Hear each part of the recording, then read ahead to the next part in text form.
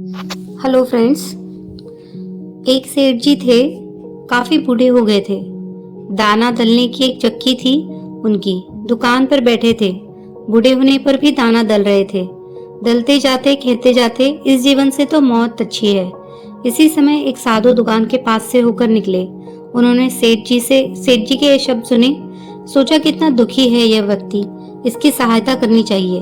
उसके पास जाकर बोले, सेठ जी बहुत दुखी लगता है तू। मेरे पास एक विद्या है, यदि तू चाहे तो तुझे स्वर्ग ले जा सकता हूँ। चलता है तो चल, यहाँ के दुखों से छुटकारा मिल जाएगा। सेठ ने साधु की ओर देखा और बोला, बहुत दयावान हो तुम, परंतु मैं जा कैसे सकता हूँ? इतना बूढ़ा हो गया, अभी तक कोई संतान नहीं हुई। संतान हो जाए तो अवश्य चलूंगा। साधु ने कहा, बहुत अच्छा, और चला गया। कुछ वर्षों बाद सेठ के 2 बेटे पैदा हो गए। साधु ने वापस आकर कहा, चलो सेठ, अब तो तुम्हारी संतान हो गई। सेठ ने कहा, हाँ हो तो गई, परंतु अभी तक वह किसी योग्य तो नहीं। लड़के तनिक बड़े हो जाए तब तुम आना, मैं अवश्य चलूंगा। लड़के बड़े हो गए। साधु फिर आया तो सेठ नहीं था। पूछा उसने कि सेठ कहाँ है, तो पता लगा कि मर गए हैं। साधु ने योग बल से देखा कि मरकर वह गया कहाँ, तो उसने पता लगाया कि दुकान के बाहर जो बैल बंधा है वही पिछले जन्म का सेठ है। उसके पास जाकर साधु ने कहा, आप चलेंगे स्वर्ग को? सेठ बैल ने सिर हिलाकर कहा, कैसे जाऊं, बच्चे अभी नासमझ है। मैं चला गया तो कोई दूसरा बैल ले जाए आएंगे। जितनी अच्छी प्रकार से मैं बोझ उठाता हूँ, उतनी अच्छी प्रकार से दूसरा बैल बोझ नहीं उठाएगा, तो मेरे बच्चों को हानि हो जाएगी। ना भाई, अभी तो नहीं जाऊंगा, कुछ देर और ठहरो। 5 वर्ष व्यतीत हो गए। साधु फिर वापस आया, देखा दुकान के सामने अब बैल नहीं है। दुकान के मालिकों ने एक ट्रक खरीद लिया है। उसने इधर उधर से पूछा कि बैल कहाँ गया। ज्ञात हुआ बोझ ढोते ढोते मर गया।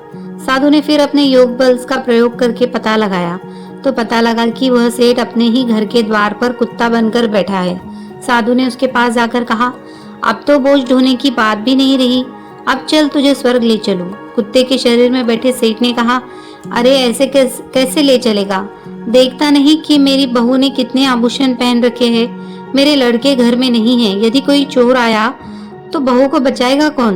नहीं बाबा, तुम जाओ, मैं अभी नहीं जा सकता। साधु चला गया।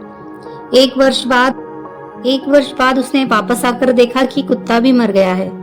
उस साधु ने अपने योग बल द्वारा पुनः उस सेठ को खोजा, तो ज्ञात हुआ कि वह अपने घर के पास बहने वाली नदी गंदी नाली में कीड़ा बनकर बैठा है। साधु ने उसके पास जाकर कहा, देखो सेठ, क्या इससे बड़ी दुर्गति भी कभी होगी?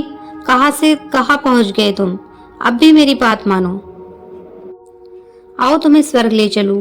कीड़े के शरीर में बैठे सेठ ने चिल्लाकर कहा, चला जा यहाँ से, क्या मैं ही रह गया हूँ स्वर्ग जाने के लिए? उनको ले जा, मुझको यही पड़ा रहने दे। यहाँ पोतों पोतियों के आते जाते देखकर प्रसन्न होता हूँ। स्वर्ग में मैं क्या तेरा मुंह देखूंगा? यह है मोह के चक्र में फंसे रहने का परिणाम।